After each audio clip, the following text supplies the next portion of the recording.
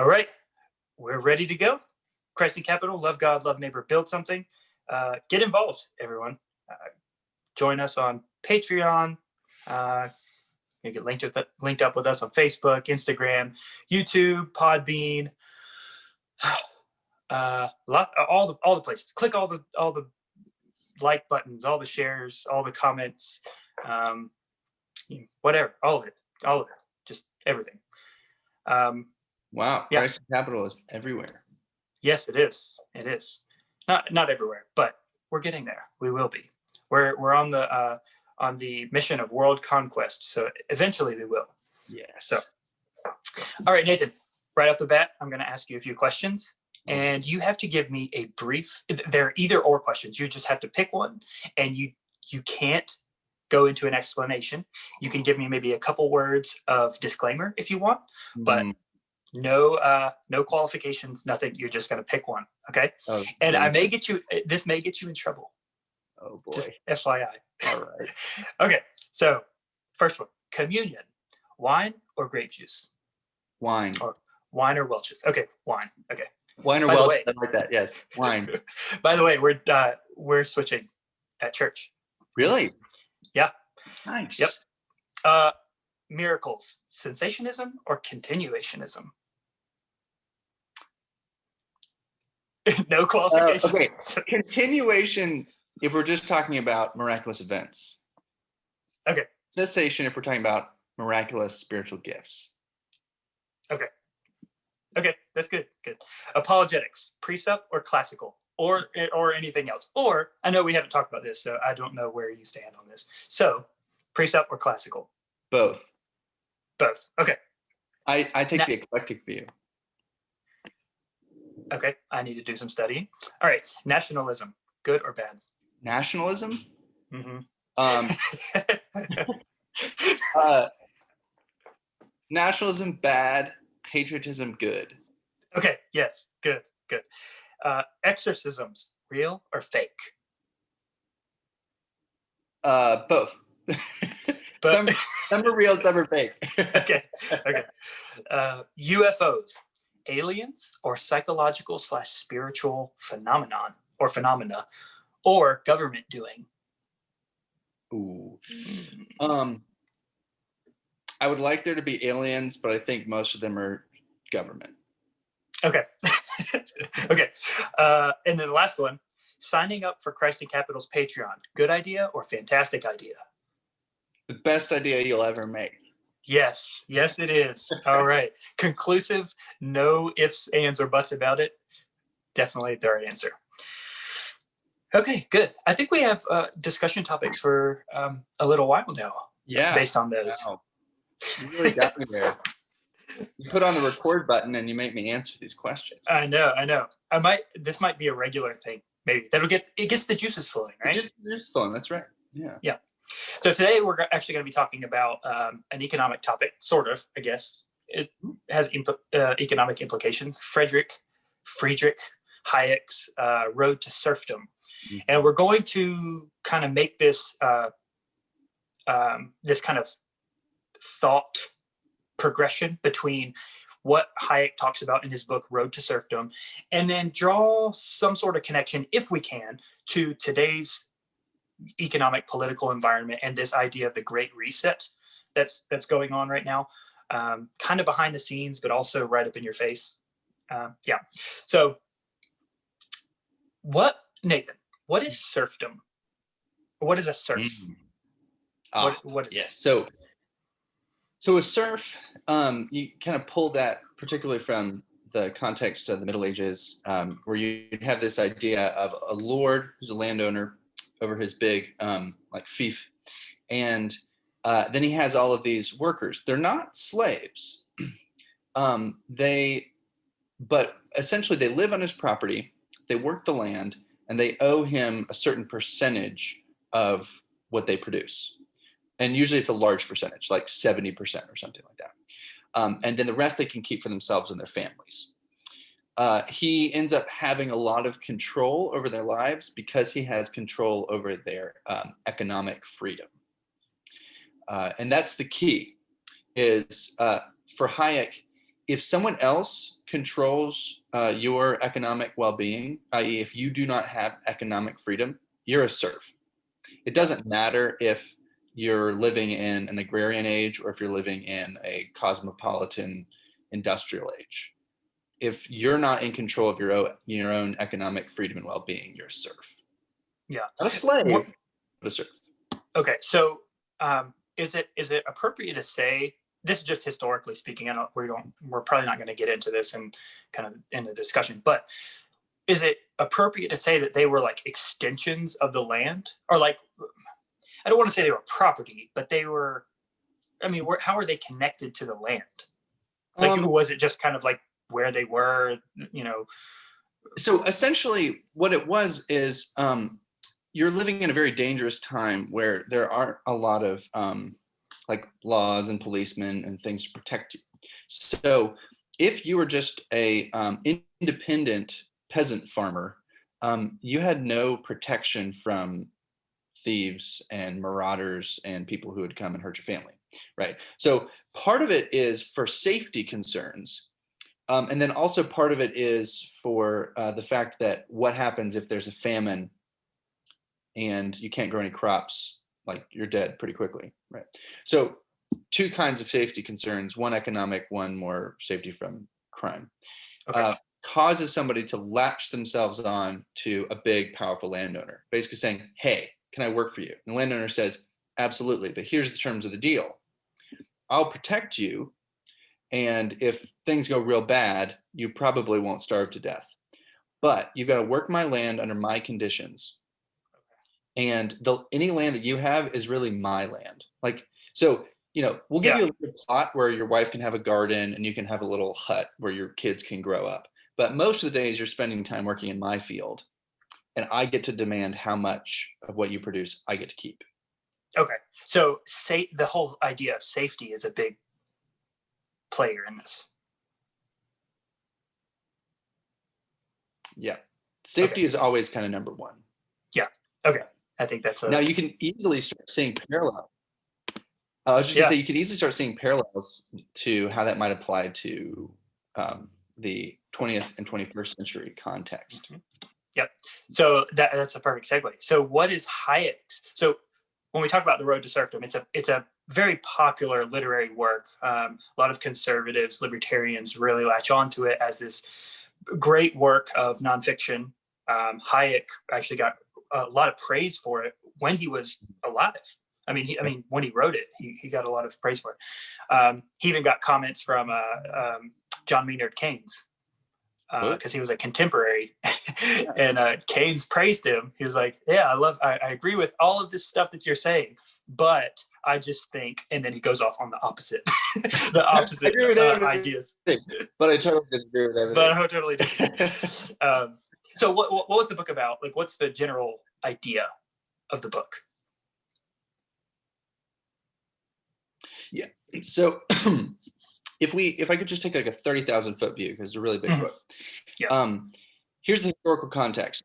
1944, World War II is coming to an end, and everybody's looking at Germany going, how could that happen? Is it because the Germans are these horrible racist people? And or is there something other more nefarious going on that we might see could crop up in Great Britain or crop up in the United States? Is there some ideological issue here tied to economics, or is this just, you know, the Germans wanted to be the super race, right? And Hayek's point is, yes, there's something more deeper underlying this phenomenon, and every society is susceptible to what happened in Germany. In fact, and this is where his key insight is, what's happening in Germany and what's happening in the Soviet Union are based on the same ideology. So typically people want to draw a line, okay? On the far right, you have fascism, Nazism, Germany, right? On the far left, you have communism, socialism, Soviet Union, right? And Hayek says, no. Right. It's more like a circle, and they both end up at the same place. Socialism, fascism, communism, they're all different forms of totalitarianism, built on the principles and ideals. Yeah.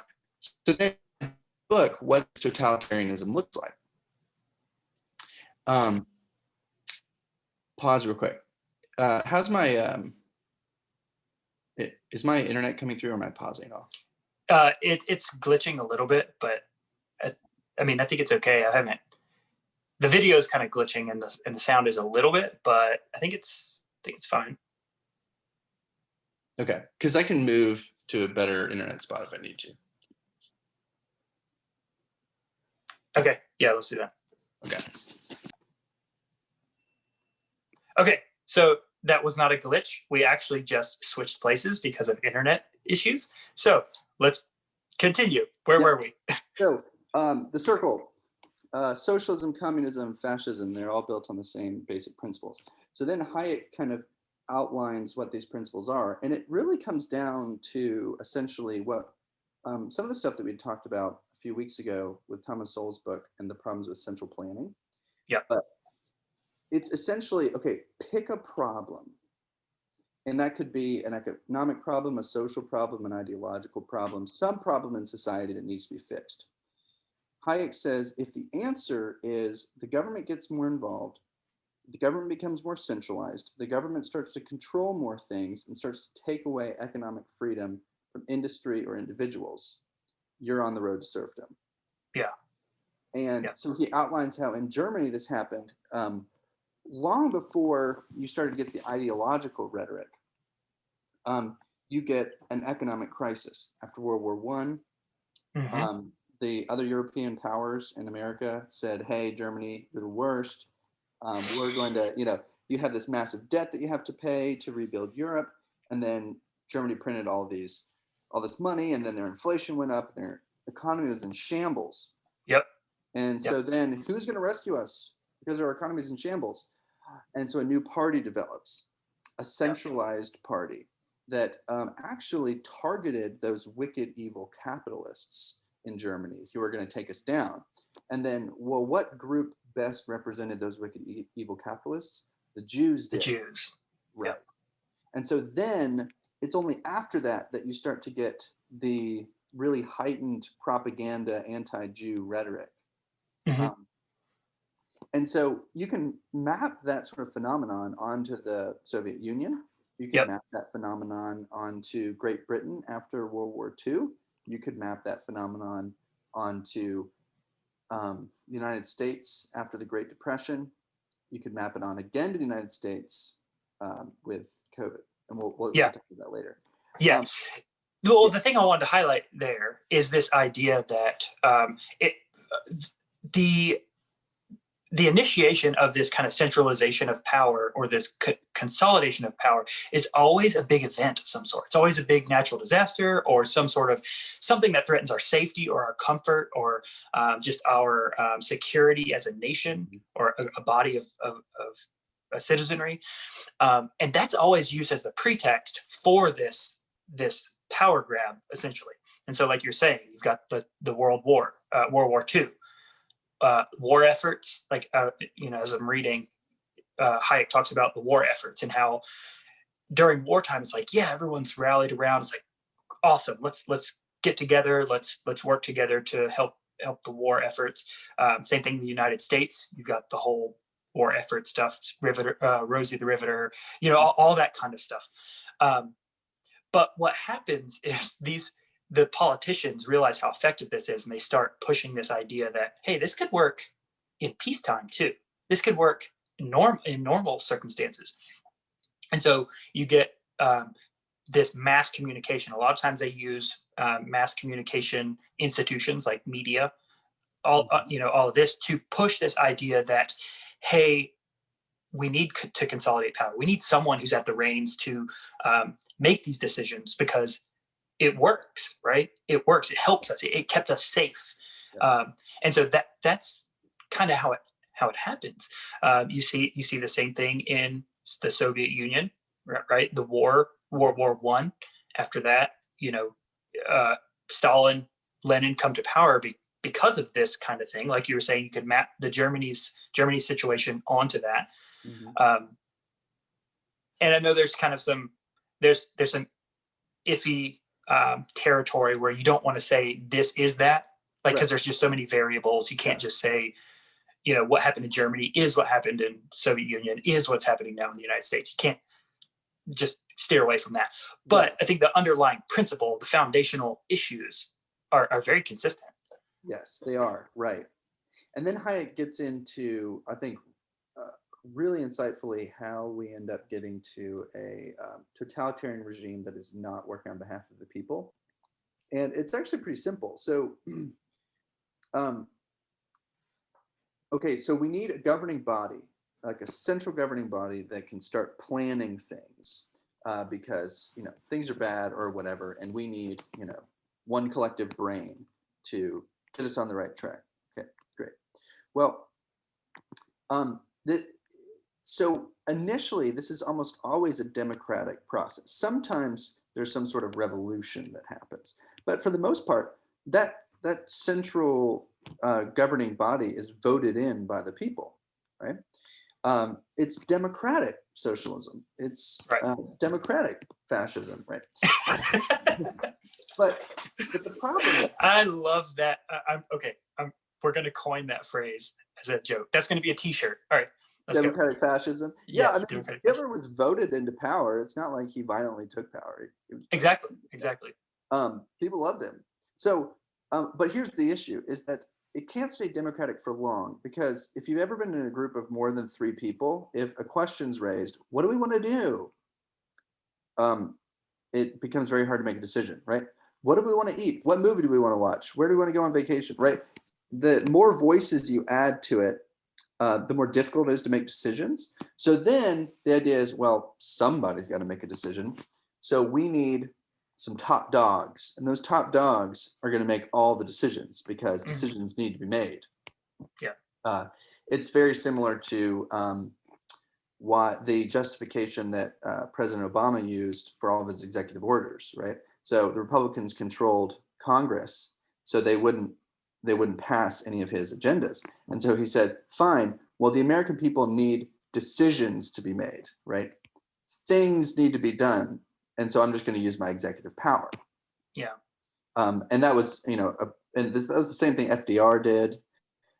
It's this idea that, well, decisions need to be made. I mean, we need to do things, right? Mm-hmm. So that becomes more and more centralized into certain figures who the bulk of the power is in a very small minority of people.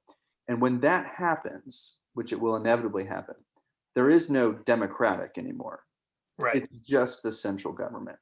Yep. And at that point, you can guarantee that most decisions made are not going to be the benefit of the majority. So even if the majority is the one that voted them in, or the majority is the one that decided we wanted more central planning, we wanted more central power, in the long haul, it's not going to work for the benefit of the majority. Yeah, like you can democratically vote yourself out of democracy. And so let's talk about how this plays out in an economic sense. So you've got when something like this happens, and we get down the road to serfdom, we get a ways down the road, and we have elected someone who a centralized authority person who's going to or group that's going to make these decisions and all of this stuff. Well, eventually they're going to realize how intertwined the society is to the economics aspects, right? And so they start deciding that certain economic decisions need to be made. Now, Hayek talks a lot about I think in the thing that we read, there was a summary version that we read that they called it planification. Yes. I was like, that's not the way I would say it, but I get what you're saying. So the idea of a planned economy, we talked about it with the Soviets, right? Mm-hmm. I don't want to make a direct connection between a planned economy and like a large socialized economy. It's not the same. Right.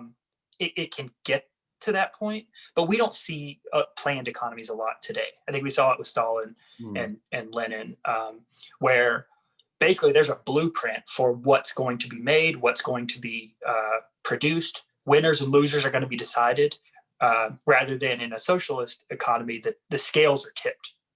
Yeah. That's the way I think about it. Like in a socialist economy, they're tipping the scales, putting their thumb on the scales for one industry or person. Whereas a planned economy, it's like, no, you're going to stay in business and you're not. Right. Like that's the idea. That's a good way to put it. Yeah. And when we start talking about those economic decisions, and governments start making those decisions, they start to realize how much they cannot do that. Right? We talked about that in Thomas when we had our discussion about Thomas Sowell. Everything, it's not like a chessboard. You don't just make a move and then sit back and the pieces stay there and you can decide where to go next. You make a move and everything else moves with it. Yep. Right? That's how an economy works. And so they realize that it doesn't work. You just can't do that. You get frustrated. The citizenry start to realize that planning doesn't work. It can't. They get frustrated. And so this is where you get to the whole idea of people rallying behind a strong figure that's going to force those decisions. They're going to say, you know what, I don't care if the 49% is going to suffer, the 51% decides this, let's go with this. Right. Yeah. And so the economics plays into this like majorly. That I don't know where else I was going. Yeah, no, from there. Right, that's good. I mean, you're essentially asking the questions like what. So if we kind of understand how this thing happens top down, how does it happen bottom up? Like how do people get moved to really vote for or be in favor of more of a strong figure or a strong government? And it's similar to what Hannah Arendt talks about in her book, The Origins of Totalitarianism, which she wrote very soon after Hayek wrote his Road to Serfdom.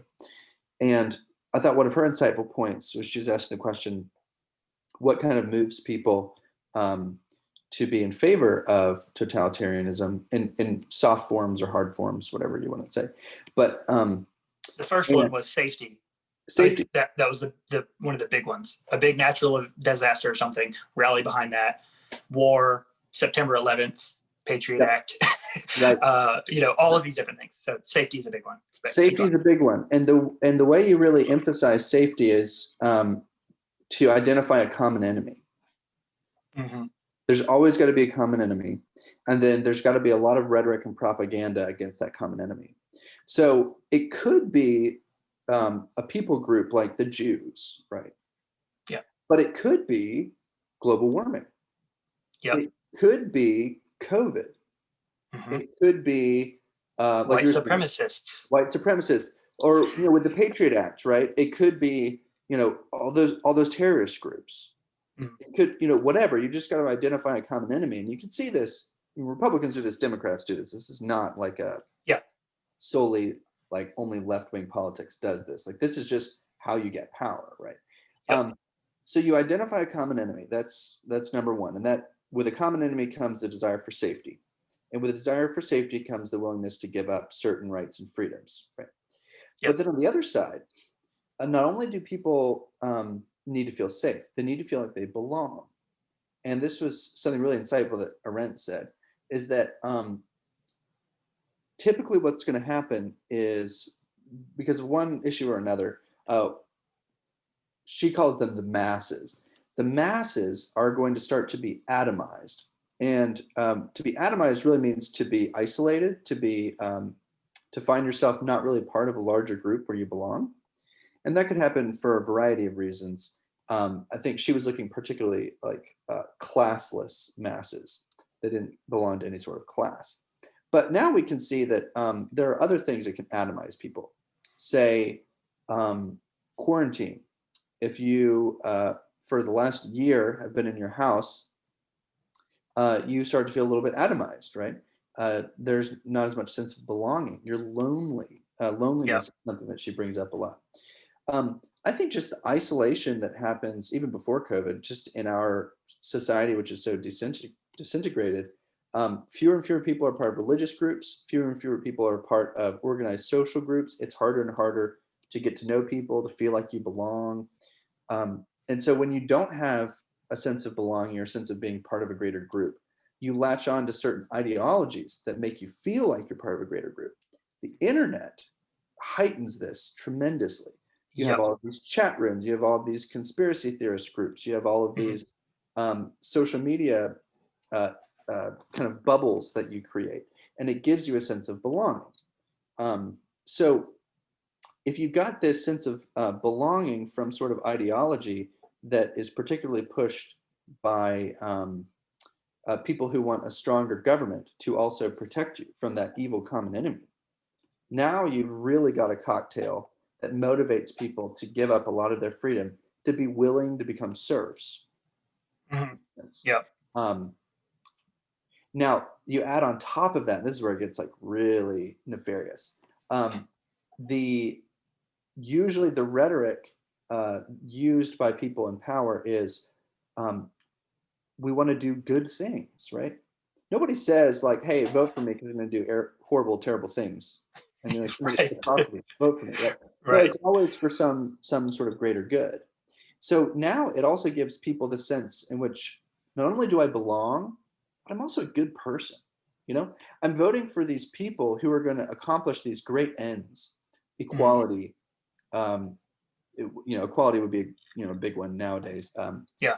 Kind of pulling people out of poverty, or saving the environment, or whatever. Inclusion, and it makes you feel like you're a really great person. So there's a deep, like human, deeply human connection there. When you feel like you belong, you feel like you're a good person, and you feel protected, all because of this, ideology or this group in power or something like that. And you're willing to give up lots of things in order to get that. Yeah. I mean, the wheels are turning. Like you can see what's going on. You start viewing things through this lens. It's like, okay, like you don't want to be a conspiracy theorist, but you're also like, I know how politicians are humans. They're humans. They have the same. They're susceptible to the same things as we are. They want the same things. They're motivated and driven by the same things. Yeah, and it's like, okay, yeah, you can call me a conspiracy theorist, but I mean, look, just look. Yeah. So let's take the next step, though. This whole idea of the Great Reset has been in the back of my mind for a while. I think it originally was one of those things where people were like, that's not really a thing. It's not really going to happen. But then you look at the World Economic Forum's website, and it's like, no, they're blatantly saying that they want this mass or this huge centralization of decision-making power across the globe. Yeah. And the pretext for it is COVID. The whole thing is about COVID. Look how COVID has revealed our weaknesses and what it's exposed about our economies and how disconnected they are and all this stuff. And so we need this centralized group to make those decisions to help decide these economic things. One of the worst things. So there's a lot of things on this website that you look at and you're like, this is crazy. This is crazy. And I just have to kind of give a caveat, because some of it's not like strict policy. It's just things that they've projected as things that they want to happen. Like they put together a group of really influential people across the globe who they think should kind of feed into this process, kind of inform this process and all this. And they asked them, what do you see the Great Reset doing? What do you see the World Economic Forum doing? And some of the things that they've said they want to see or they expect that are going to happen is, one of the ones was, by 2030, you will own nothing and you will be happy. You will own nothing. Wow. And you will be happy. No. Wow. Another thing was less meat. We're not going to be eating a lot of meat. Right. Yeah, there's just some crazy things on there. So, yeah. What are your thoughts? What do you think about it? Yeah, I've got a lot of thoughts. Oh, Dustin, did we lose your face? Oh, there we go. Your face. Someone was calling me on my phone. Sorry. Go ahead. Yeah, there's an article here. I got a couple of quotes. So talking about how the COVID kind of is the natural feeding point for this. It says, left unaddressed, these crises, together with COVID, will deepen and leave the world even less sustainable, less equal, and more fragile. Incremental measures and ad hoc fixes. Another way of saying, a bunch of different kinds of organizations and people trying to address these problems. Yeah. That will not suffice to present the scenario. We must build entirely new foundations for economic and social systems. And then it gives three specific components. The Great Reset agenda will have three main components. The first would steer the market toward fair outcomes. Steer the market and fair outcomes. Equality of outcome. Right. Go listen to our episode on equality and equity. Yes, exactly. The second component of a Great Reset agenda would ensure that investments advance shared goals. So economic investments by individuals or corporations, they advance shared goals such as equality and sustainability. Mm-hmm. And then the third and final priority is to harness the innovations of the fourth industrial revolution to support the public good, especially by addressing health and social challenges. Now, each of those individually, like, oh, wow, that's good. Like equality, right. health, social well-being, all these sort of things. Great. Nobody is against those ends, but it's means to those ends. So now, are there a bunch of nefarious people who are like scheming in a back room because they want to take over the world? No. Right. It's just, there are a lot of people who truly believe in this, that and part of it is built on the assumption that people are naturally good, right? And so if we just join together, and if we have a group of really good people in a room who can plan these things out, and who can decide the right outcomes, and who can steer everybody else to get those right outcomes, then we'll all be great. But what Hayek says is the whole system of totalitarianism ensures that the worst people are the ones on top. Yes. I wanted to talk about that, because there's three things. He says there's three things that keep the most corrupt on top, right? Yeah. He says one is that the people who are willing to make decisions that they wouldn't make in their normal personal lives, they're basically double standards kind of people. Yeah. Those are the people who are more likely will get on top. Then you've got the principled people are more willing to listen to those types of people. And what I got from him was like, he thinks that principled people are docile. They don't put their foot down. Like they're too willing to entertain those ideas.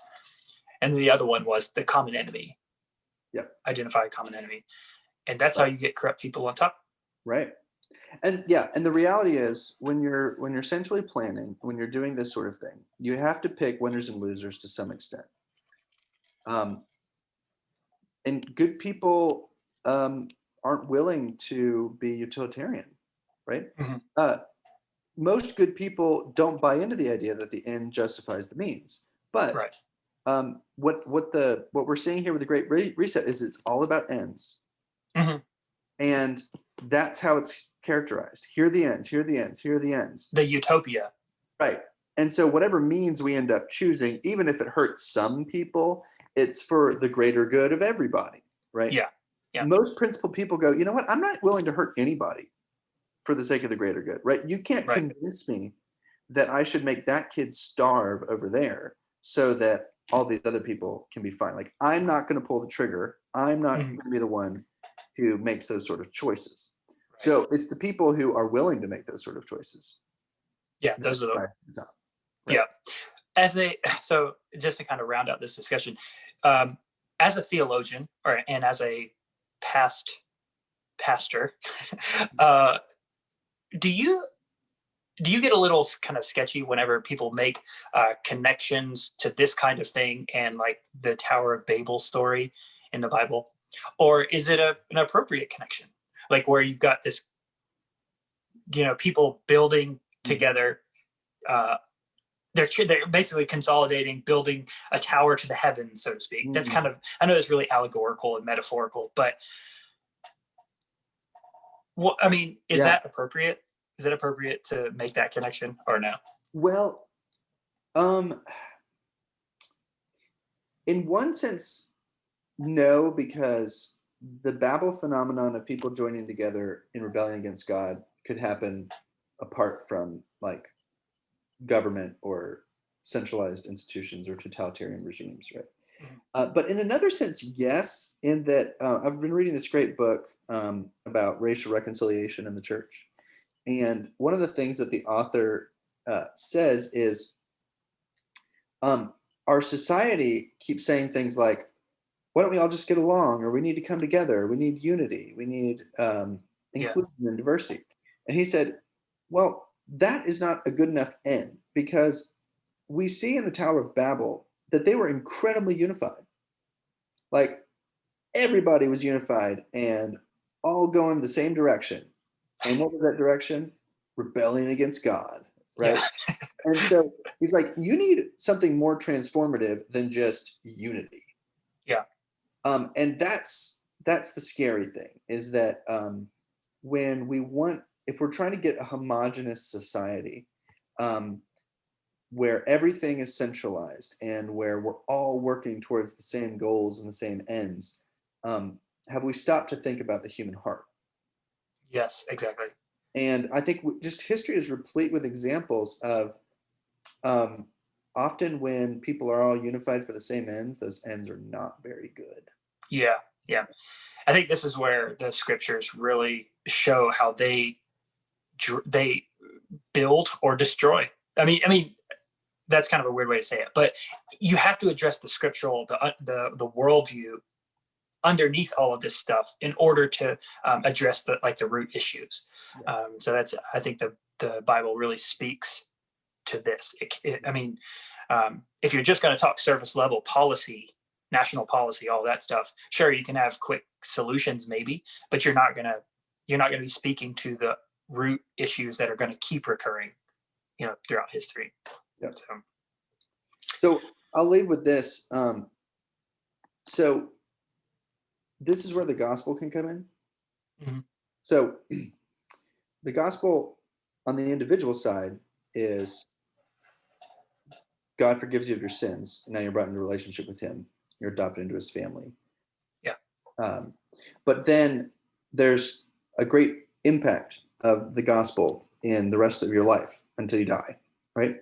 And the gospel, which flows out into the life of the church, that gives you a sense of belonging. It gives you an avenue to actually become a good person, sanctification. Yeah. It gives you the character necessary to be content, but at the same time, to fight for the good of others, to love your neighbor, to build institutions that are good for the city that God has placed you, right? Yep. While also not operating out of fear, but out of love. Not letting fear drive you into destructive ideologies or tendencies to look toward man-made institutions to protect you, right? It helps you rely on God. It redirects your attention toward the building of the kingdom of God rather than building false kingdoms of men.